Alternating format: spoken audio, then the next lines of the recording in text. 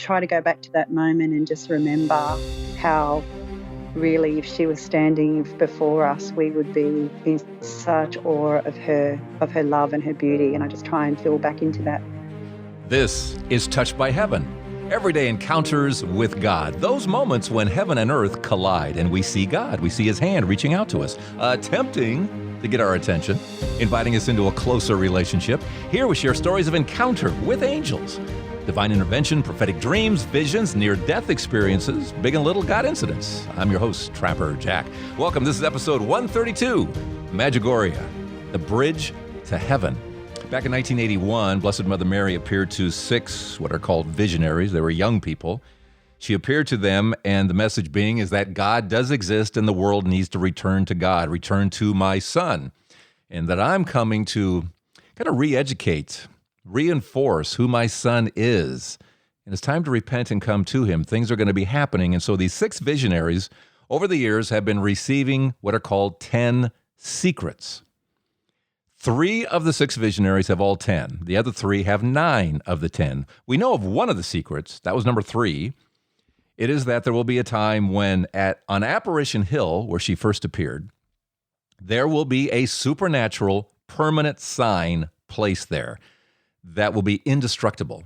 It'll baffle scientists, but the idea is that particular sign will be for the atheists of the world to wake up. God is real, that he does exist. And maybe the world will take note that Mary said something and it came true, just like Fatima. But I was contacted by Angeline in Australia recently. She's been there 4 times and had some interesting things happen. She went because her parents went. They had something really interesting happen. So it's just this ongoing, it's 50 million people have been there now. 50 million people seeking, searching, and so many things still going on. Let's get to the story of Angeline. Oh, by the way, I guess I should say this too. It ends with a cliffhanger. I mean, it ends with a cliffhanger here on Touched by Heaven. Everyday encounters with God. Hello, Trevor. How are you? I'm excellent. I tell you, Australia has just been booming lately for us. Oh, really? Yeah. I was taken by the fact that you talked about Mary and the Rosary, and I was like, oh, wow, I haven't heard of any such platform ever. What a wonderful blessing that you've made the decision to put that talent to this kind of use. I just think there couldn't be anything more important, really. Back when Angeline was 18, 19 years old, she had her first love. It turned out he wasn't so good for me. It felt as though, and someone did say this to me, that he had a spell over me, and the spell was that, I'd hear about him being with other women. And during this time, my parents went to a place called Medjugorje in Bosnia.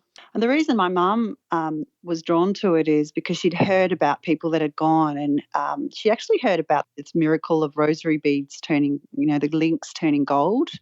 And one day she went into a prayer, she said a prayer, and she had her rosary beads, and she said, well, Lord, if you want them to change, they will. And then she walked out, and anyway, what ensued was her rosaries went gold, and that was the kind of calling for her and my dad to go to Medjugorje. It happened before she even went? The change of the rosaries, yes, before she went. That was kind of a signal for her to go.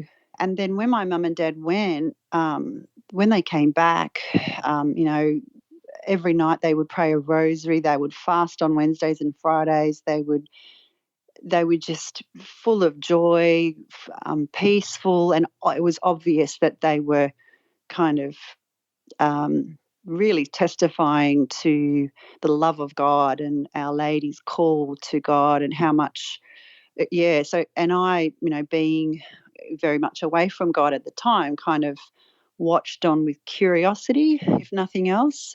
I remember just feeling low, really the lowest of the low, and my mum gave me this picture of Jesus, Christ's face, and the picture was Jesus he was crying in the picture. So, and it was like swollen nose and bloodshot eyes, and looking at me with eyes of love and sort of like imploring and sad and just sadness.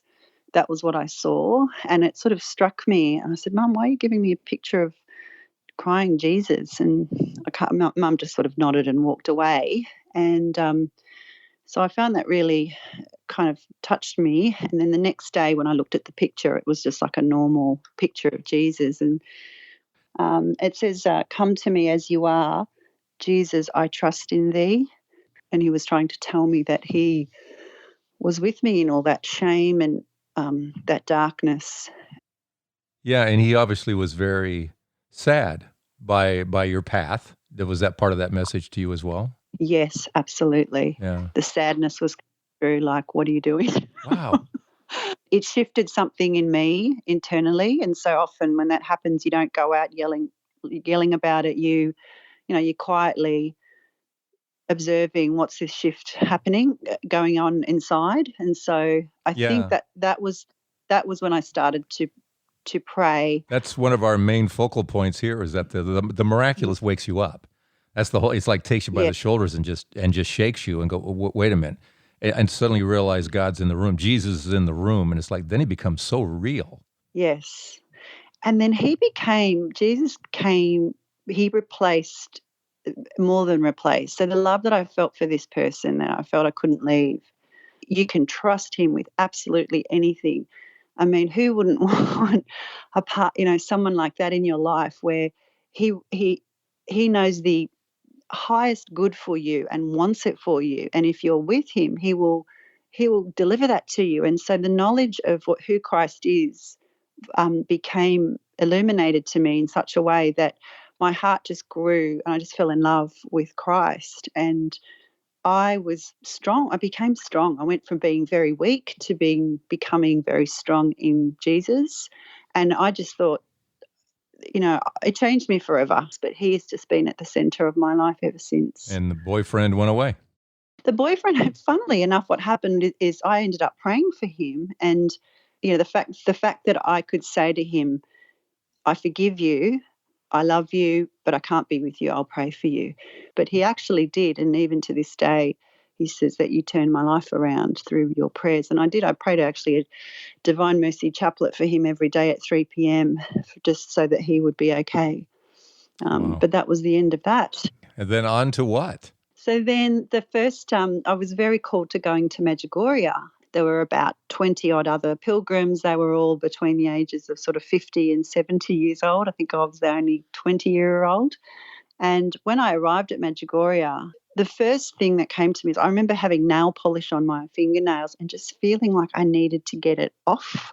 I felt maybe it was just feeling the holiness of the place is such that it's quite overwhelming. And when I walked into the church on that first day I was there, everyone was praying the rosary. The church was full, and what struck me was the feeling of holiness. And I believe it was just how devout every single person in that church, their hearts were with God. Everyone was on their knees and they were praying very intently, praying the rosary. But it was just like this whoosh. It's like, wow, I felt unworthy to be in there. I felt like I shouldn't, and I couldn't kneel because of the pain I have an injury in my knee, and it's very difficult to kneel. But very hard ground, concrete sort of floor, no seats left. It was full.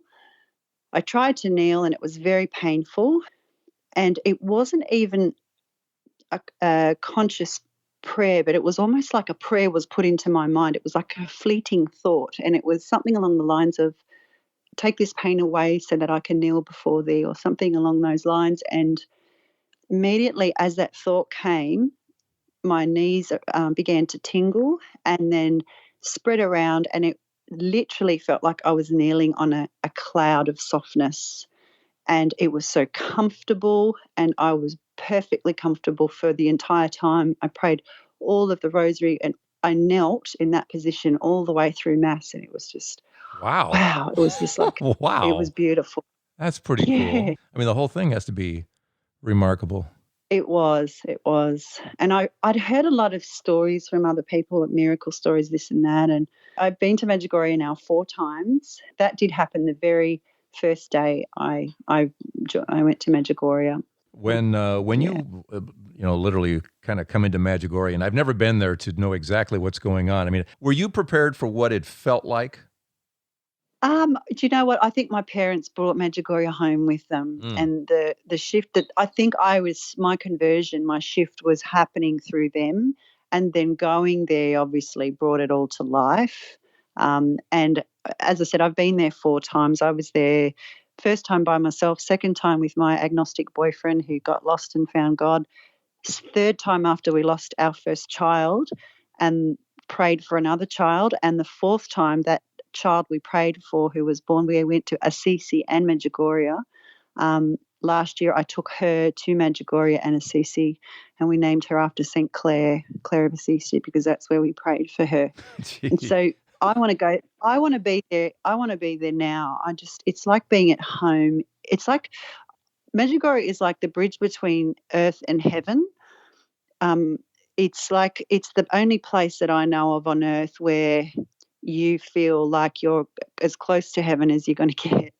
The faith there is very strong, and so people that come, like you go to say adoration at night time, and there's 5,000 people, and there's the most beautiful singing, and the quietness and the stillness is just you can hear a pin drop, but everyone is adoring Christ, and there's this it's indescribable. It's just so beautiful. Obviously, you have to enter into the liturgy of Medjugorje, which means you'll pray. You'll be praying 3 rosaries a day. You'll be going to mass twice a day, maybe. You'll be going. It's a pilgrimage, right? So you obviously need to enter into that. If you went to Medjugorje and just wanted to look around, you'd probably just see lots of, lots of rosary shops and things, and you wouldn't, and a church and some pretty statues, but but if you go there as a pilgrim, it's 100% just the best thing ever.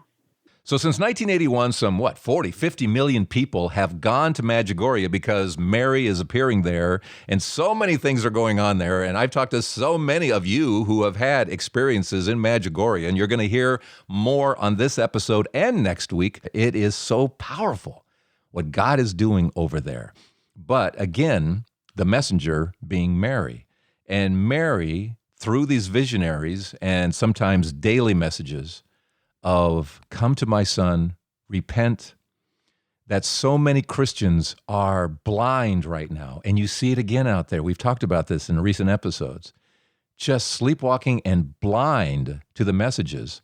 And she said, be careful, be so careful, because Satan wants your heart, and your heart is reflecting Satan, not my son. And again, you're seeing it out there as Christians are following the wrong people, the wrong teachings. And Mary said there are so many good-hearted people, so many wonderfully good-hearted people, but they're being fooled because the battle is over the mind, our hearts, if you will. And so many are going the wrong way and don't know it. So Mary said, I'm here to help you find the path to my son. And it requires prayer. And come to my son. And what he said and what the apostles said, what the Bible says, follow Scripture. I had a question on my heart or a curiosity, which was, why is Our Lady so intent on bringing everyone back to Jesus? I mean, of course, I knew that, of course, as the Mother of God, she wants to bring people back to God, but it was almost like this desperation of Our Lady, or something that made me curious, and it was just sitting on my heart. Well, not long after we got back from Medjugorje, I went out with some friends, and we're at one of the friends' places, and he had some marijuana. And he offered me some, and I kind of just took it even without thinking too much, even though my life had changed and conversion and etc. I was still straddling the life of a young person. Half an hour afterwards, I started to have an experience. So I was going out to the car with the friends of mine, and sitting in the back seat of this car where this experience started to happen. And long story short, I got to experience what hell is, but I'll explain to you what happened. And do you believe the marijuana was involved in that, or just a byproduct of it, or that was part of the doorway? Look, I believe that marijuana does allow the mind to be altered.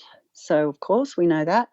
So let me ask you this way then. So they're connected, but do you believe you would have had that experience anyway if you hadn't had the marijuana? I don't know. Okay. I'm not sure. That's honest. That's honest. Okay. So what had happened was it was like I was going into this darkness, and the first thing was the um, death. So think of skeletons, think of burnt out cars, think of darkness, just this sense of absolute no life, no. So it was almost like I was sinking into this very kind of depressive state of there being no love and life, but I wasn't conscious of the fact that there is love and life. But it was almost like my reality became contracted. It contracted into this kind of state of darkness. And you're experiencing this while you're sitting in the backseat of a car with others, yes? Yes, but they were kind of chatting and talking, and I was just quiet in the back seat because this was all happening. And it got to the point where I actually couldn't speak. I wasn't able to speak. I couldn't say, "Help me! I'm going through something terrible, please." I couldn't even talk. I was muted. It became this sense of complete isolation and no knowledge of love or relationship. That was all gone. It was just so cold. And then the next thing was I think these demons came. This kind of energetic spirits came around me, and it was like I was on the precipice of hell. It's like they were trying to pull me into this deeper. And I knew what was down there, and I knew there was torture and terror, and they were trying to make me lose my mind. It's almost like with the marijuana, maybe altering my mind. They wanted me to absolutely lose my mind, maybe go into and we've heard of people going into psychosis and even committing suicide, and that could be what happens to them. I don't know, but that was what was happening. Something was trying to make me lose my mind, and it was doing it through beating me, like cursing me, saying, I'm beating you, and calling me these names. And the hatred that came through, I didn't think it was possible that such hatred could exist. Did you sense it coming from a number of beings, or one, or where was this hatred coming from? 2 or 3, kind of. That's what it felt like, and they were bashing my mind. It was like being beaten, but it was spiritually. It wasn't my physical body, and I was absolutely terrified, and I couldn't move, and I couldn't talk, and I'd forgotten God existed at all, and it was like I could see I was going to get pulled into this, and they were going to get me. And then the Our Father came into my mind, and I started to try and pray, but it was like they were holding me down, and I couldn't pray. And so I tried to push the words out, and they were pushing back on me, and I was pushing, but I could see that it was working. And then, almost like the way I see it, it's like a rope came down, and that rope was called faith, and it was my faith became illuminated to me, and all of a sudden I remembered my faith, and that was like a golden rope coming down, and then I could pray with more conviction, and it was like, throwing acid on these demons. The more I prayed, the more stronger I got, because my faith was back. I had it. I was fine. God was there. He was saving me. And so I was then able to pull myself out of the situation, and I knew that I had God with me and I would be okay. The prayer and my faith, it was both. It was both the prayer and my faith. It was just so strong because it was back. I remembered it. Your story is similar in a sense, with a couple of people who had near-death experiences, Faith being one of them from Australia. She was talking about when she fell into that pit, and she tried to cry out to God, and she just felt her words were altered. She was having a heck of a time trying to call out to God to get her out of there, and her love, and the word love would suddenly become a blaspheme and a curse word, and it was like something else was so controlling her. I think of Howard Storm when he was, very similar. Here's an atheist who was going through a near-death experience. Demons were just pummeling. They did things to him. He won't say what they did. But he felt from his chest, he heard from his chest, pray to God. And he's a guy that didn't believe in God. And he kept hearing, pray to God. And he was like, what's a prayer? It's been so long since pray to God. And so again, but as soon as he figured out how to pray or even say God's name, the demons had to back off. They just couldn't have anything to do with them. It's, and you hear this over and over again, how prayer just drives them away. Oh, yeah, exactly. And the faith and the belief, because I think when I started praying the Our Father, I was sort of praying it because it was obviously something that I knew, and they didn't like it, and they had some power. But as soon as I had my faith back, they had no power anymore. That was it. That was the thing that got me out. And then I just remembered it was almost like Our Lady there with her arms out, saying, "Now do you see? Now do you see why? Not one of my children should be lost." Mm. Was she, how would you explain her, I'll call it mood, her sense? Okay, you just went through that. She knows what you just went through. Gladness, a sadness, what is it? What do you call it? It was it was a sense that you were always okay. I allowed that to happen so you could understand. It was more of that sort of feeling. Okay. Mariana, one of the visionaries who's received all 10 secrets, back in 1982, she had a vision of Satan. Satan appeared to her and said, "Renounce Mary. If you do, I'll give you a happy life. I'll give you happy love. All will be good for you." Mariana rejects him. He goes away, and Mary suddenly appears and says, "Sorry, but there is a devil. He too does exist."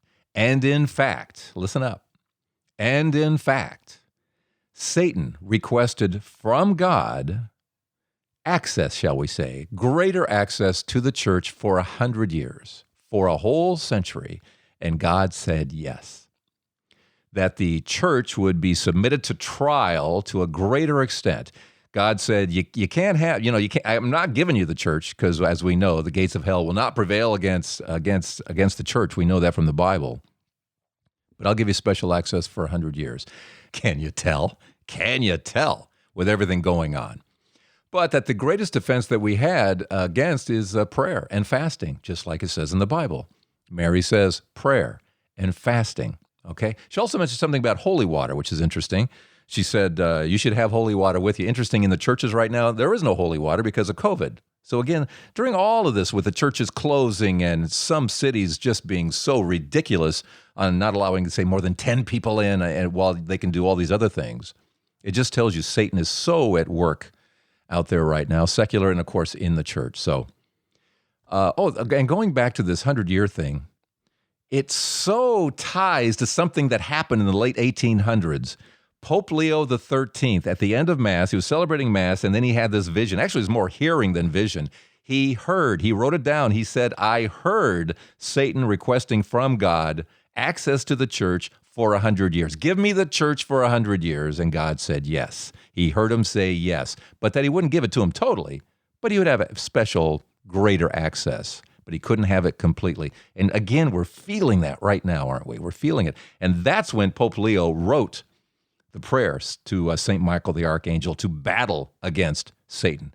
Once upon a time, it was recited at the end of every Mass. Now, not so much. It's getting a little resurgence right now.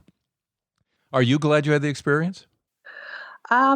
Yes, in the sense that it woke me up to probably the biggest thing for me, apart from the fact that I would want not my worst enemy to go through what would be for them if they lost God, is just that the ignorance of us all, that we actually walk with this earth and not realise that we are held in this hug of God every second, and God is so beautiful and so merciful, and He lets us sin, and He lets us, He lets us find our way. But when we die, we will know that He was always there and with us. And so many of those that are in sin are going to realise that God, I always had God. He was always there, and I did all those things. I sinned. I cursed. I did all those things, and it was cursing God. And the profoundness of Him being in our midst in such a beautiful way is going to be what freaks people out when they realise how close God is to us. And how merciful. How merciful. Oh, my gosh. Because you're right. We're going to see every sin in the world. We're going to see every reason why we have no right to spend eternity in heaven. We're going to see it. We're going to see it all. But how our "I'm sorry, I'm so sorry" makes Him say, "Okay, let's start over again." It's just wipe clean. Scarlet turns to snow. exactly. And it wasn't that he sends anyone to hell either. I believe what I got out of it, the reflection was that it's that we lose God. It's that when you say if you hate God and you don't want God and you lose God because that's a choice, you don't actually know what you're losing. And it's not that He'll send you there. It's just that losing God means you become prey to like to evil. You become. It's like when it says in the Bible, what will happen? The disciples say to Jesus, well, what will happen to those people? And He said, well, where the corpses lay, the vultures gather. So just like my experience, everything started as a death, like a corpse. That was the start and was that loneliness. But then it became the vultures came, the demons came. Which brings me to my final experience, which was one of the visionaries of Medjugorje. His name's Ivan. He sees Our Lady since he was a child. He was the second oldest, I believe, 14 or 15 when she first came in 1981. And every day he has had the pleasure of a visitation from the Blessed Mother. And he says he would every day is like the first time seeing Our Lady. They're all on kind of different schedules, and they all have their 10 secrets and all of this. And I know one of them used to have monthly visits, and now it's once a year. And I know that really saddened her. Some of them have already the 10 secrets, and the third secret we can know about, and that was Our Lady promised that she would leave a sign on the hill where she first appeared, so Apparition Hill, and that sign will be completely indestructible, and it would be there for eternity, and it would be a miracle. But the idea is that particular sign will be for the atheists of the world to wake up. God is real, that He does exist. All right. When all 6 visionaries get all 10 secrets, then will come the warnings for the whole world. 3 warnings. Mariana, one of the visionaries, at that point, when she gets word from Mary of the first warning, there's a specified priest she will go to. That priest will tell the world. 3 days later, whatever this event is, he will say, here's what's going to happen, where it's going to happen, what's going to happen, what time it's going to happen, and it will happen. And when it happens, again, the world is going to be given, it's such a special grace to say, hey guys, time's getting tight here. And maybe the world will take note that Mary said something and it came true, just like Fatima. Go back to Fatima and all the prophecies, again, just like Fatima. And she actually said at Medjugorje, I'm here to complete what was started at Fatima. So again, all of it came true. It's going to come true again, but on a much bigger scale. So whatever this first warning is will happen, and then number 2, and then number 3, and the special grace given to the world to wake up, right? Secrets number 9 and 10 are said to be horrible chastisements on the world. But there has to be. We can't get off scot-free. There is just so much sin in the world, so much. There is going to be a chastisement, again, to wake us up, to bring us to God. He is being merciful. It may not look like it, but He's being merciful. There's a very good book called My Heart Will Triumph, and it's written by Mariana Zoldo. She's the visionary that just stopped seeing her every second of the month. I actually stayed with her because she has a pension. So I actually stayed at her pension with my daughter last year, and she took away my soup plates, and my dinner plates, and she served me breakfast. And she's her whole family are just beautiful. Her and her husband and her 2 daughters were, looking after all the pilgrims. There was a good many of us there. And she's absolutely beautiful. So I was very fortunate to get to stay with her. This is going to be the last wake-up call, isn't it?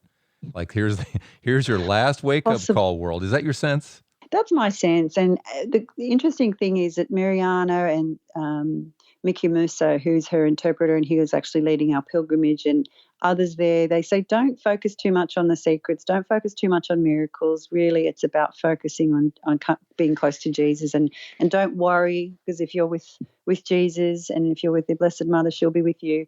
You have nothing to worry about. So they steer people away from any kind of doom and gloom.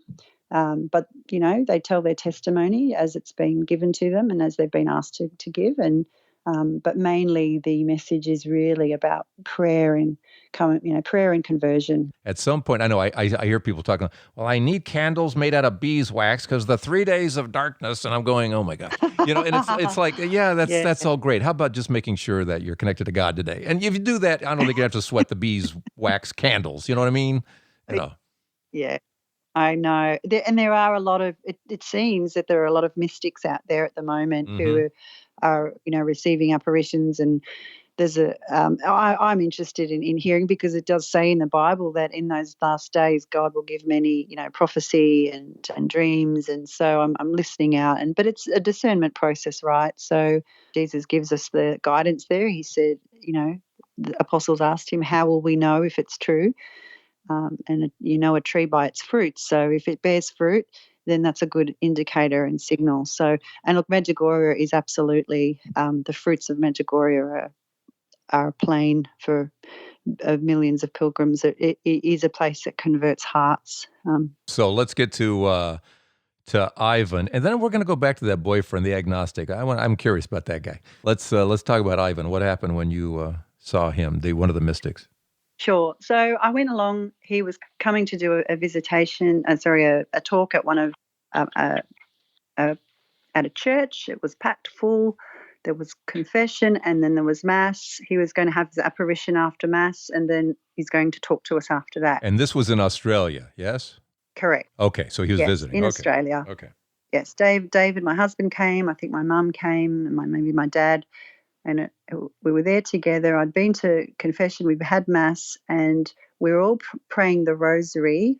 And Ivan, was kneeling and facing the altar, and I could see him. I was in the back of the congregation, but I could see him, eyeball him. Could see he was praying the rosary too. And we were all praying. I was praying. And then I had an experience, which was that when it was time for the apparition, it was like this realm of heaven descended, and I had this experience. All I can say to you, it was like I don't know if you call this locution, but it was such a strong, hyper feeling and awareness of something going on. It was even stronger than seeing it or hearing it. It was both a feeling and a knowing. She was descending, and around her was this heavenly realm. And I've sensed there were angels as well. And this heavenly realm was, when it descended, I was within it, and everyone was within it. And our prayer, so I was praying the rosary, all of a sudden, the heaviness that we experience, well, we don't even know we're experiencing heaviness, but our prayers, our thoughts, everything's like, compared to what it feels like in this realm is just full of joy and light, and every thought is magnified beautifully. There's no possible sadness, there's no possible darkness. It is the most beautiful feeling around you. So it's just joy and light. And then Our Lady, I could see her with my heart. She was like a celestial queen coming down with a mother's heart that is just so big, it just covers the whole world, and she had so much love for us. And the first thought that I had, or first prayer, was, oh my goodness, I just want to give my whole life to you. It was such an impression that she made. It was like nothing else mattered. I just wanted to go to her.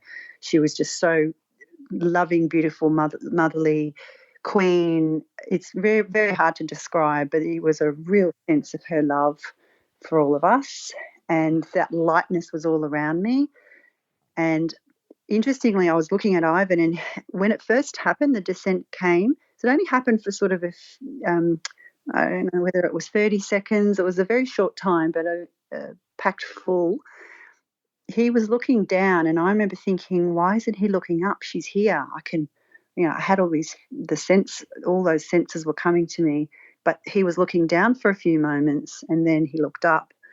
And when Ivan gave his talk afterwards, I distinctly remembered him saying, and he says, at first I don't see her, but I feel her. And then when I have that feeling, I then look up and she appears, and that's how it happens. And so that confirmed, that was like a validation for me that I was I was experiencing that first few moments before she appears to him. And for you, you mentioned how you kind of saw her through your heart. Can you describe what that means? Are your eyes open, closed? I mean, kind of like Whether my eyes were open or closed, it wouldn't have mattered. I can't even remember. I like that. That's good. Just every time, like in the years that followed, whenever I'm feeling like not close to Our Lady or, trying to pray, I try to go back to that moment and just remember how really if she was standing before us, we would be in such awe of her love and her beauty. And I just try and feel back into that. And so then, it helps me with my prayer life. You may know by now by listening to some of the episodes, maybe not, but as I say, I'm Catholic. It's not a Catholic podcast per se. We talk about Catholic things. We talk about Protestant things. I couldn't tell you if more listeners are Catholic or Protestant. I have no idea because I hear from both sides. Yep. Understanding that not everybody, as I say, gets the Mary thing. So as they're listening to you going, and they're going, I really don't get the rosary. And we talk about the rosary a lot, and I don't really get the Mary thing. Why don't we just go straight to Jesus? So we bring that up now and then about the whys and wherefores. But in your words... Well, for me, she does bring me to Jesus, and most of her call is to pray. She's so powerful in that she can bring Jesus to us through her prayers. So she intercedes. It's the power of her intercession and her love. She loved us enough that she said yes to the God that she would, be the mother, and she knew that there was suffering to come and suffering to endure, and the completely giving over of her son for the world. She loved him a lot, and she loves us. So she wants Jesus' pain and sins to be worth something. She loves her son so much. So if she can bring us to her son, then she wants to do that, not only because she loves us, but she wants it for her son. She wants it for Jesus. Yeah. Several weeks back, I was preparing for a talk about Mary, and I woke up to words. Sometimes I'll do that. I'll wake up to words. Sometimes it's music, sometimes it's words. The words were the voice of heaven. And I'm going, the voice of heaven? And it's Mary. Mary's the voice of heaven. Jesus keeps sending her back, whether it's Lourdes or Fatima or Medjugorje, pick a spot. She is the voice of heaven. Now I'm calling her, God's spokeswoman, because she really is. Because you'll notice it's not Jesus appearing in all these places. And you have to ask yourself, why? Why does he keep sending mom? Because he wants us to come to him through mom. Why? That's his plan, not my department. That's his plan, because he keeps doing it over. He came to us through Mary. We're going to him through Mary. She's one of us. There is no human being ever more elevated than Mary, ever. And she had to be made in a way that was fitting, that God himself could be placed within her. And so you just have to start going back to those things that the church taught 2,000 years ago. What's with this Mary thing? And it's like, no, this has always been. It's just always been. Well, you present a very beautiful angle. So, and another one which isn't as beautiful as that is just that, we identify with mother as children, and father, of course, but to not have that mother, that identification with mother is like, why wouldn't God give us that for his children? I started hearing a song. Again, songs bubble up seemingly out of nowhere, and we know where that nowhere is. And it was something that was bubbling up a few weeks back, and it's called All I Need by Jack Wagner. And again, it goes back to something about Mary. And this is where it gets difficult for me. I get a little, I don't know what I get. I get, I don't know if it's defensive. I don't know if it's just, I just want to take you and look into your eyes and say, help, please understand this. Please understand. Because okay, you didn't come from Mary. Maybe you did, maybe you didn't. You don't get the Mary thing. Maybe this podcast has helped you understand who the mother of Jesus actually is. But again, Mary is his messenger. Again, Mary it's like God's spokeswoman. He keeps sending her. If you don't know about Our Lady of Guadalupe and the image and how 9 million pagans who were killing their babies were converted, you need to know that story and the science within that image. You need to know that. Jesus keeps sending his mom to, whether it's Guadalupe or Lourdes or Fatima, he keeps sending her. Yeah, but I'm not a married person. Well, then you're missing the message. This reminds me a bit of, 2,000 years ago when Jesus arrived on the scene and so many went, no, that's not him. Doesn't fit the picture. But it is the plan.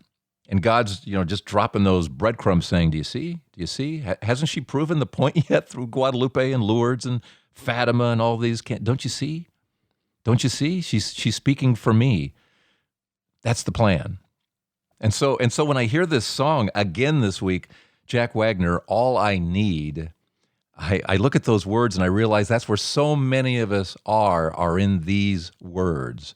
All I need, it's like we're talking to Mary here. All I need is a little more time to be sure of what I feel. I know I'm hearing these words, Trapper. I know you're saying it, and I get it, but and we got that little fight in us. All I need is a little more time to be sure of what I feel. Is it all in my mind? Because it seems so hard to believe, Mary, that you're all that I need. And Mary says, yeah, because I'll get you to my son more quickly, more powerfully, more precisely than anything else, than even going to him directly. Jesus again saying, I came to you through her, come to me through my mom. That's the plan. Don't you see the plan? Don't you see it? And that's why the song says, give me just a little more time because I just want to be sure. And we get that. I get that. I get it. Do you want to tell us about the agnostic you kind of flipped around? You took an agnostic to Medjugorje. I prayed. Well, yes, I did. Well, he's here with me. Do you want to talk, Dave? Is David ready to talk? Yeah, I am. But I met Ange at a pub in Perth in Western Australia. And if you've, to your listeners, if you've listened to a podcast, you get a sense that she's been with God for a long time. Well, I hadn't. Actually, this might be a good place to pause and then rejoin this next week. And David's incredible doozy of a story. This agnostic who is far from being so now. Well, wait a minute. I promised you a cliffhanger, didn't I? Okay, I promised you a cliffhanger. So here's a little bit of David's story. And I slipped, and I find myself hanging off a cliff face with just the tips of my fingers hanging into the rock on both hands. And I couldn't feel anything below me with my feet. And I'm outstretched, so I'm a pretty big guy, and there's nothing. I potentially was hanging off the edge of a cliff and that I might disappear into one of these caves and never be found. I've never been so scared in my life. Wow. If you could just hang there for 1 week, David, we'll be back next week for the rest of this story, and it gets even better. Next week here on Touched by Heaven, Everyday Encounters with God. Thanks, Angeline. We'll get back to just hang in there, David. I need your story. Yeah, I need your story. Get a hold of me at touchedbyheaven.net. And we'd so appreciate your support as well. If these episodes fortify you, help you maybe come to your faith, you can help us out here at episode 132 by clicking through on the Patreon link, or go to patreon.com and just search for Trapper Jack. Thank you so much. Thanks for keeping us a 5-star podcast, too, by your ratings and reviews, okay? So next week, part 2 with David. And thanks again, Angeline, here at Touched by Heaven, Everyday Encounters with God. I'm Trapper Jack.